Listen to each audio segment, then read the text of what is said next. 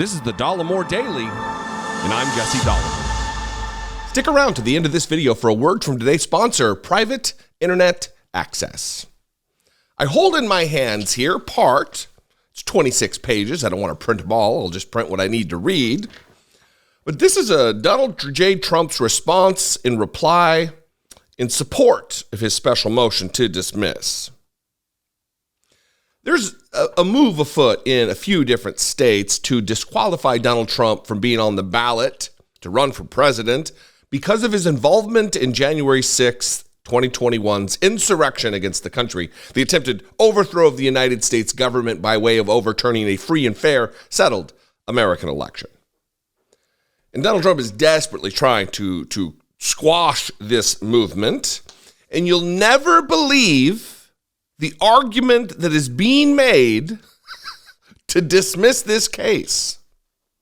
They're actually arguing that Donald Trump, as president of the United States, had no duty to support the Constitution of the United States.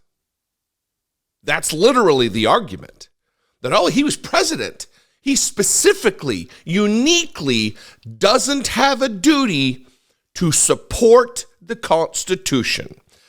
If you're reading along, there'll be a link below. This is on page 12, 13, and 14, and this is what it says.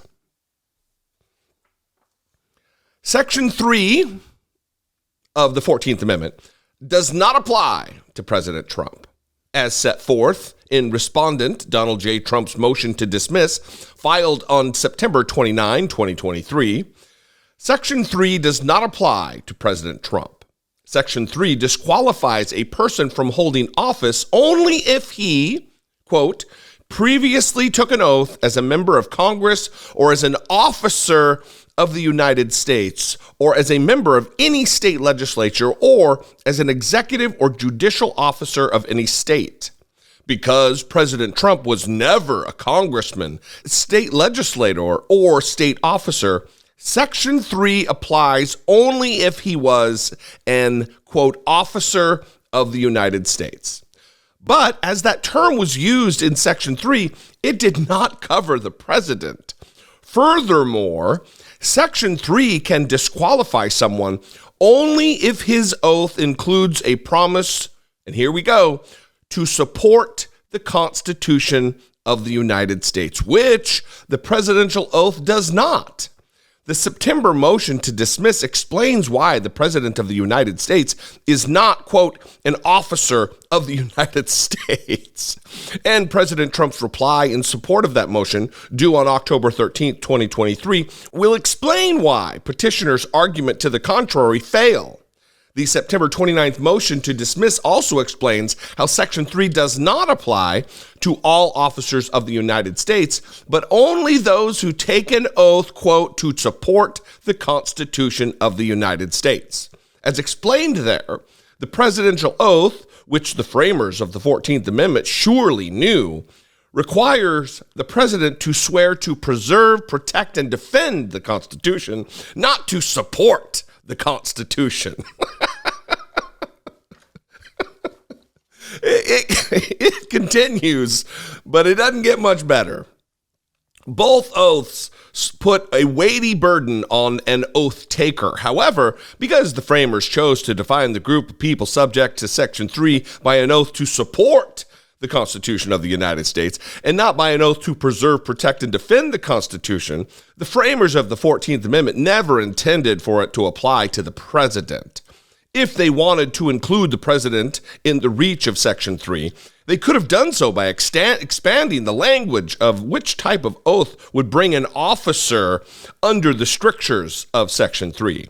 They did not do so, and no number of semantical arguments will change this simple fact. As such, Section 3 does not apply to President Trump. Well, here we are. It should come as no surprise that Republicans who revere this document, who use this particular formulation of it in this pamphlet as a prop, that they're now admitting that Donald Trump had no duty to support the Constitution. And furthermore, they're going to court to argue that that's just the way the founders intended it. That the men who devised our system of government had no intent for the President of the United States, George Washington, who ended up being the first president, that he had no duty to support the Constitution. What? That's nuts. Why would anyone think that the President of the United States of America has a duty to support the Constitution? When someone wants you to believe the ridiculous, take note. That is where we are right now. Donald Trump did swear an oath to faithfully execute the duties of President of the United States. The oath is clearly outlined in the Constitution. And no, it does not use the word support, but does it need to? Does it need to? I would say no. Obviously, Donald Trump does not feel a duty to support, nor defend, nor protect the Constitution of the United States. He's already said in explicit language that we now need to terminate all articles and clauses up to and including the Constitution of the United States. He said this. And now they're arguing it in court, and Republicans, they're okay with it. They're not saying anything about this. Mark my word. I mean, I may be the first person you're hearing this from, this argument that they're making. Maybe not, but I think likely. And just wait in the coming days. Listen, keep your ear to the railroad track, as it were. I think that maybe that's just what they do in cartoons or hobo movies. But listen and pay attention to Republicans who are going to either ignore this altogether or make the argument in support of Donald Trump that, yeah, what? That's crazy. Of course, the president doesn't have to support the Constitution. It'll only be coming from Republicans, the same group that act like they care about, they worship, they revere, they venerate the Constitution of the United States. Anyway, what do you think? I'd love to know. You can call, leave me a brief voicemail, 714-576-4054. Of course, you can email me. As always, put me in your address book, daily@dollemore.com. I'd love to hear from you. If you want to help support my work, if you want to help fund this channel, help grow this channel, you can click the join button below, become a channel member for $2 a month. You can hit the super thanks button, or you can go over to patreon.com/IDoubtItPodcast. You can follow me on social media. I'm at Dollemore everywhere, Instagram, Twitter, Threads, TikTok, everywhere. Facebook, at Dollemore. And I'll see you next time. Stick around for a very brief word from today's sponsor, Private Internet Access. It is easy for your internet surfing to feel like a joyride. With a click or two, you can watch the latest blockbuster, find info on the most obscure historical facts, or have groceries delivered right to your front door. Easy, however, doesn't mean safe. To protect yourself, your data from breaches, trackers, and malicious websites, you need a VPN. I use Private Internet Access, the world's most transparent VPN with over 10 years of experience and more than 30 million downloads. Head to piavpn.com/Dollemore right now to get 83% off of Private Internet Access plus 4 extra months for free. Your single subscription protects unlimited devices on all the platforms you use, Windows, Mac, Android, etc. But hold on. What the heck is a VPN? A virtual private network allows you to create a secure connection between your online devices and the World Wide Web.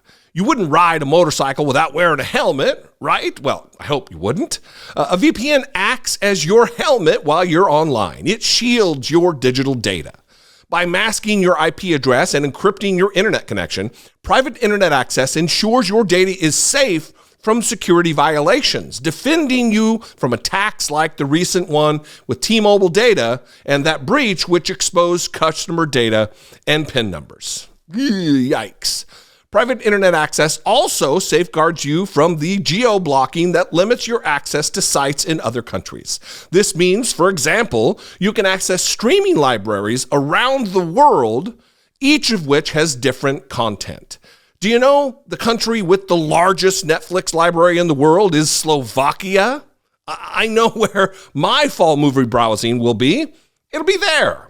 Private internet access is the best choice for unlimited and safe browsing. So go now to piavpn.com/Dollemore to score 83% off of private internet access plus 4 extra months for free. The information superhighway is a dangerous road, so you need protection. Let private internet access be your helmet.